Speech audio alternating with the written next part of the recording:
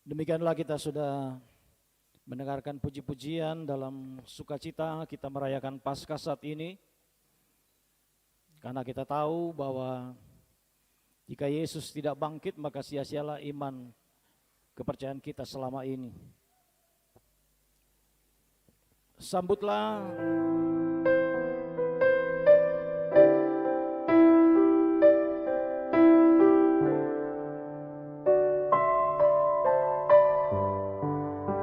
hari ini Tuhan masih mengizinkan kita untuk beraktivitas, bahkan juga nyatakan kerinduan kita untuk bersaksi, bersekutu dan melayani sesuai dengan tugas panggilannya bagi kita setiap orang yang percaya.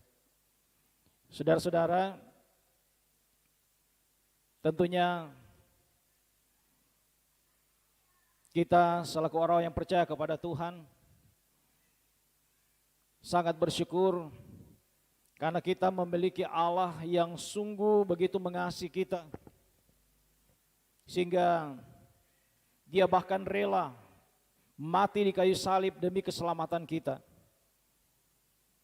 Dan Dia bukan hanya mati, tapi juga Dia bangkit pada hari yang ketiga sesuai dengan janjinya. Dan juga kita tahu bahkan Dia juga naik ke surga untuk menyiapkan tempat bagi Bapak Ibu Saudara dan saya selaku persekutuan orang yang percaya. Jadi segala sesuatu sudah Dia kerjakan demi kita selaku umat ciptaan yang Dia kasih, karena sesungguhnya Dia tidak menginginkan kita semua umat ciptaannya binasa, tapi Dia menginginkan kita beroleh hidup yang kekal. Namun ada satu syaratnya, kita harus percaya, dan kitalah persekutuan orang yang percaya. Namun tantangannya juga bagi kita sampai saat ini, bagaimana supaya setiap umat ciptaan Tuhan menjadi percaya bahwa Allah yang adalah firman telah menjadi manusia di dalam diri Yesus Kristus. Dia datang ke dunia ini untuk menyelamatkan seluruh umat ciptaannya.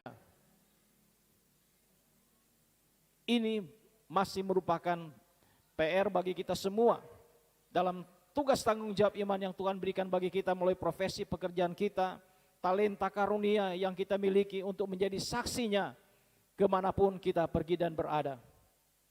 Saudara-saudara, tantangan sekarang di akhir zaman, di era kemajuan ilmu pengetahuan teknologi yang begitu luar biasa saat ini,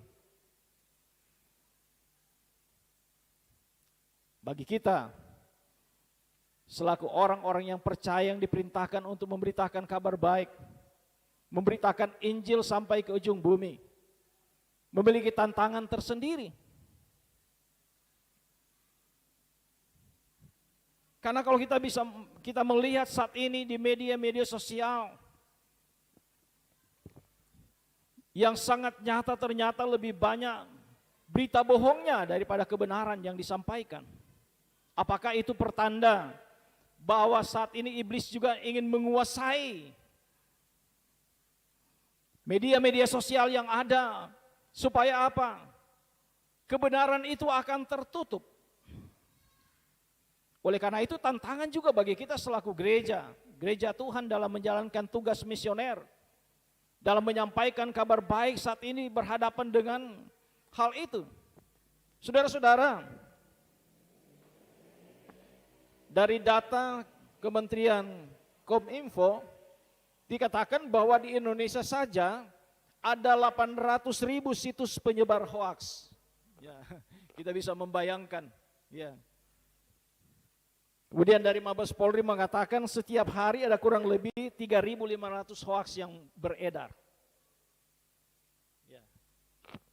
Jadi ini yang saya maksudkan, apakah ini adalah juga upaya penguasa kegelapan, raja dusta, ya, untuk menguasai dunia ini lewat kemajuan ilmu pengetahuan dan teknologi. Ketika kita sekarang begitu bebasnya memberikan pendapat, ya. Oleh karena itu, waktu yang lalu pendeta pernah katakan, jangan menjadikan media sosial sebagai sumber kebenaran dalam kehidupan kita. Karena ternyata terbukti di Indonesia saya dikatakan, bayangkan kalau 800.000 situs penyebar hoax. Ya. Saudara-saudara, berbicara tentang berita bohong ini memang Ternyata sejak peristiwa kebangkitan juga, bahkan sebelum Yesus disalib juga, berita bohong itu sudah ada. Penyebar berita bohong. Yang pasti ketika Yesus bangkit banyak saksinya. Baik perempuan-perempuan yang digambarkan, yang datang pagi-pagi. Mereka menyaksikan bahwa Yesus tidak ada lagi dikubur. Batu sudah digulingkan. Tapi juga ada prajurit-prajurit yang menyaksikan itu. Dan ketika mereka melapor kepada imam-imam kepala, maka imam-imam kepala berunding dengan tua-tua yang ada pada waktu itu. Kemudian mereka bersepakat dengan hal yang tidak baik. Mereka menyuap prajurit-prajurit yang menyaksikan peristiwa kebangkitan Kristus. Supaya mereka membuat berita yang lain. Bahwa murid-murid Yesuslah yang mencuri Yesus pada saat mereka sedang tidur, para penjaga sedang tidur. Sehingga berita itu beredar di Israel pada waktu itu. Sehingga mereka memahami bahwa Yesus itu tidak bangkit tapi mayatnya dicuri. Ya. Saudara-saudara, mengapa begitu penting kita memberitakan tentang peristiwa kebangkitan? Karena keyakinan akan kebangkitan adalah dasar iman Kristen. Di 1 Korintus 15 ayat yang ke-14 dikatakan, tetapi andai kata Kristus tidak dibangkitkan, maka sia-sialah pemberitaan kami dan sia-sialah juga kepercayaan kamu. Untuk apa ada pemberitaan Injil kalau Yesus tidak dibangkitkan? Ya. Untuk apa juga iman dan keyakinan kita? Kalau Yesus tidak dibangkitkan. Ada kan kalimat bijak mengatakan, bersakit-sakit dahulu, bersenang-senang kemudian. Nah, kita orang Kristen disuruh pikul salib, tapi senangnya kemudian. Tapi kalau Yesus tidak dibangkitkan, berarti bersakit-sakit dahulu, mati, binasa kemudian. Ya. Jadi tidak usahlah kita melakukan perintah firman Tuhan, kebaikan-kebaikan, untuk apa? Kita juga pasti akan mati. Ya.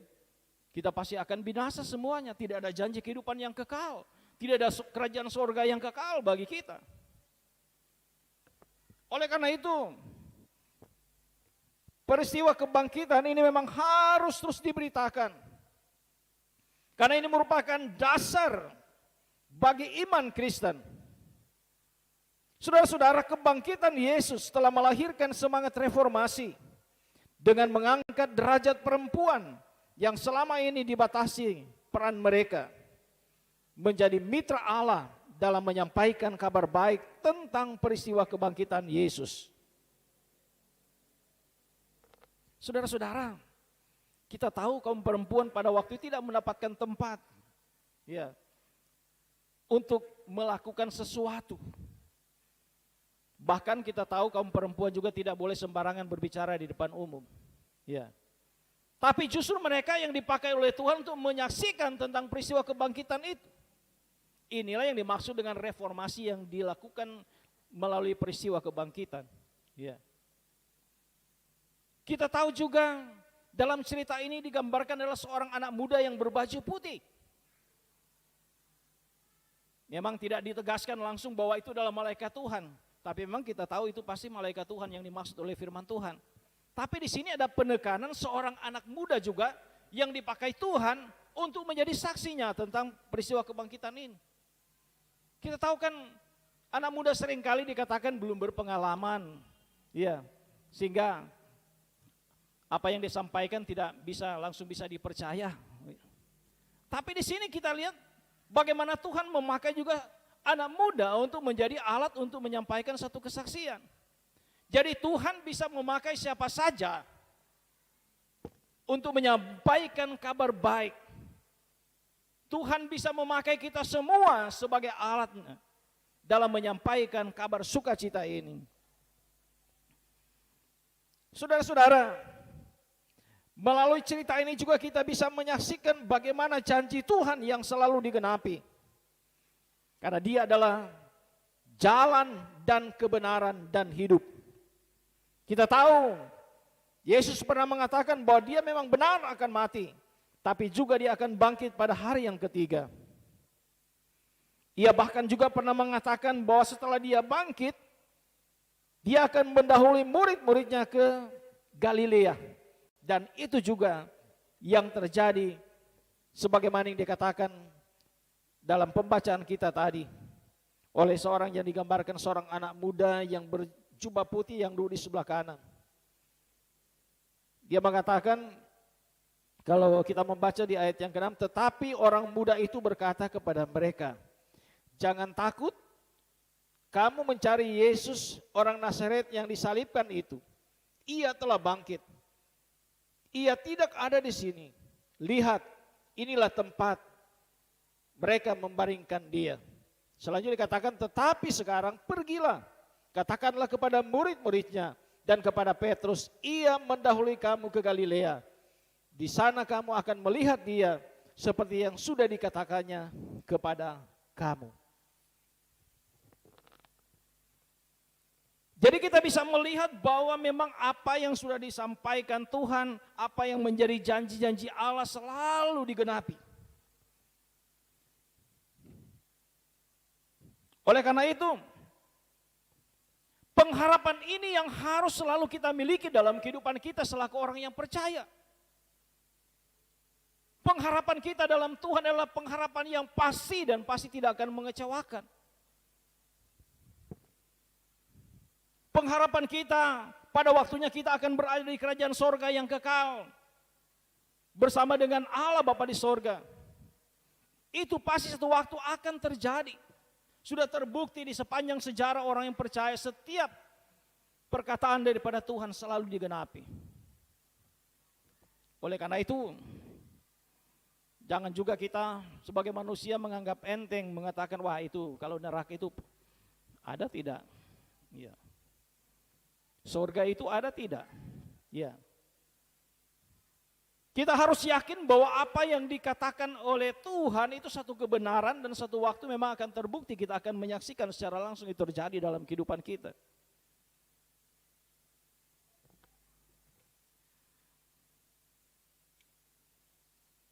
Saudara-saudara, selanjutnya kebangkitan Yesus telah mengalahkan rasa takut dan mengubahnya menjadi sukacita dalam pengharapan yang pasti.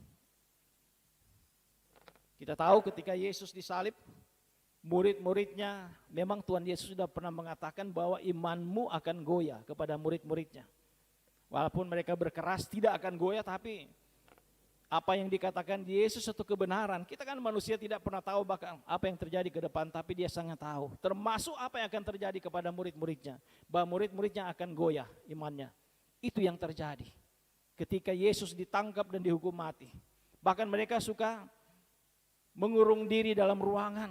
Ya, ada rasa takut dan cemas yang sangat luar biasa karena guru mereka telah ditangkap dan dihukum mati. Mereka tentunya juga takut jangan sampai mereka juga akan mengalami penderitaan yang sama seperti yang dialami oleh Tuhan Yesus.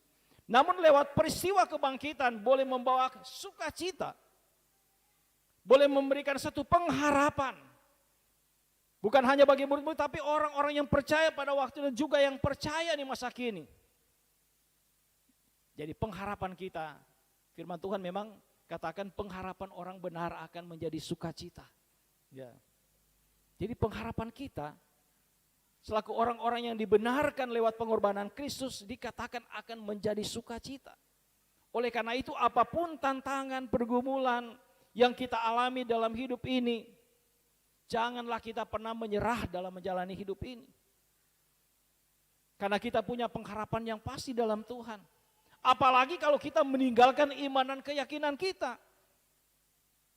Gara-gara doa kita belum dijawab, kemudian kita meninggalkan iman dan keyakinan kita. Atau gara-gara kita banyak mengalami kesulitan dalam hidup, kemudian kita juga meninggalkan iman keyakinan kita. Jangan sampai terjadi seperti itu.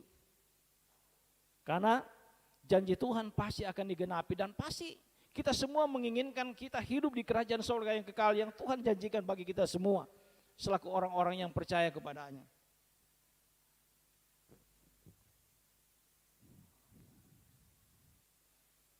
Dengan demikian kebangkitan Yesus telah memberikan kepastian akan masa depan kita setiap orang yang percaya. Oleh karena itu, kiranya sukacita Paskah akan terus memberi semangat iman kepada kita untuk terus memberitakan karya penyelamatan Allah bagi dunia melalui Yesus Kristus yang mati dan bangkit.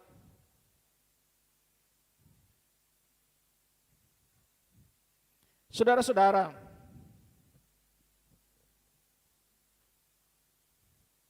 marilah kita memanfaatkan kemajuan di bidang ilmu pengetahuan dan teknologi dalam menyampaikan kabar baik.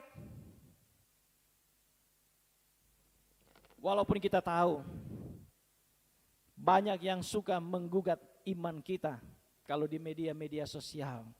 Kita seringkali dibully, ya. Bahkan Tuhan saja dihina di media sosial. Ya. Tapi kita belajar ya bahwa Tuhan kita tidak pernah meminta kita untuk membela dia. Ya. Karena dalam cerita ketika Yesus akan ditangkap, ketika ada murid yang hendak membela dia, dia katakan sarungkan pedangmu. Ya. Tuhan tidak menginginkan kita membela dia, bahkan membalas kejahatan dengan kejahatan. Ya. Oleh karena itu, walaupun terkadang kita dibully dengan iman keyakinan kita, jangan kita menyerah. Ya. Gunakanlah media-media sosial yang ada untuk menyampaikan kabar baik. Sebab kalau tidak, berita bohonglah yang akan menguasai kehidupan kita di zaman sekarang. Kalau di Indonesia dikatakan 800.000 situs penyebar hoax, ya, kita bikin 1 juta penyebar kabar baik, ya. Ini tantangannya bagi kita. Jadi jangan kita juga hanya menjadi penonton saja. Ya, contohnya sekarang kan gereja sudah bisa tayang lewat live streaming, ya bersyukur lewat masa pandemi, karena masa pandemi sehingga kita juga menyesuaikan dengan situasi dan kondisi yang ada, dan kita selaku gereja kita harus juga memberitakan Injil juga lewat media-media yang ada, termasuk FB dan YouTube, ya. Itu memang adalah tugas kita. Karena kalau tidak, kita bisa membayangkan kalau berita-berita bohong yang berkuasa di muka bumi ini, kita pasti akan tersesat semuanya. Ya. Oleh karena itu dalam menjalankan tugas panggilan kita, mari kita gunakan teknologi masing-masing. Sekarang semua kan ada HP-nya. Ya. Hampir setiap saat, setiap waktu mata kita selalu ke HP kita. Bahkan di gedung gereja pun kadang-kadang bukan hanya membaca Alkitab, tapi sedang membaca status-status dan lain sebagainya. Itu suatu kenyataan bahwa kita saat ini sudah tidak bisa dilepaskan lagi dengan teknologi yang ada. Bahkan kalau kita mau kemana-mana, kalau HP tertinggal, ya rasanya seperti kehilangan satu yang boleh dikata bagaimana ya. Kalau istri kadang-kadang ditinggal bapak-bapak, nah biar saja di rumah tidak apa-apa, tapi kalau HP-nya ketinggalan, kayak mau stres bapak-bapak ini kalau HP-nya tertinggal di rumah. Ya, demikian sebaliknya ibu-ibu mungkin begitu ya. Nah, tapi ibu-ibu di sini tidak. Ya. Jadi memang sudah melekat. Makanya gunakanlah sarana ini untuk kita memberitakan juga kabar baik, kabar sukacita. Ya. Jangan kita justru sebaliknya menjadi penyebar kabar bohong. Pendeta mengatakan begitu baca langsung emosi, teruskan. Karena sudah diemosikan, dibakar oleh berita bohong. Ya kita langsung main teruskan. Akhirnya kita bisa kena hukumannya gara-gara kita meneruskan berita juga bohong. Ya. Oleh karena itu pendeta pernah mengatakan, firman Tuhan katakan kita harus cepat mendengar tapi lambat berkata-kata. Itu kata firman Tuhan. Itu berarti jangan cepat kita begitu mendengar langsung bertindak, langsung emosi, langsung meneruskan. Kita kaji dulu benar atau tidak, periksa dulu. Tapi bersyukur banyak orang Kristen juga ketika ada di grup WA masuk berita-berita, ada yang mereka suka cari dulu. Apakah ini berita ini benar atau tidak? Nanti kalau tidak benar mereka pasti akan mengirim, jangan ini berita yang tidak benar. Nah, sikap itu yang harus kita miliki selaku orang Kristen. Jangan kita main teruskan saja. Dicek dulu, ada yang beritanya sudah mungkin dari tahun berapa, diulang-ulang dikirim lagi seakan-akan baru terjadi di masa kini. Ya, kita harus mengeceknya. Jadilah pembawa-pembawa kabar baik. Ya, Jadilah pembawa-pembawa damai, itu adalah tugas kita. Dan jangan lupa bagaimana supaya kita terus memberitakan kematian Tuhan dan kebangkitannya. Ini harus kita terus beritakan agar pada waktunya semua orang akan percaya dan menerima Dia sebagai Tuhan dan Juru Selamat pribadinya. Itu adalah tugas kita selaku orang yang percaya selama kita masih hidup dan bernafas di tengah-tengah dunia ini. Mintalah pertolongan Roh Kudus agar dalam setiap perkataan kita, dalam setiap apapun yang kita tulis dan kita kirim di media sosial, diberkati oleh Tuhan untuk menjadi berkat bagi banyak orang. Tuhan memberkati kita. Amin.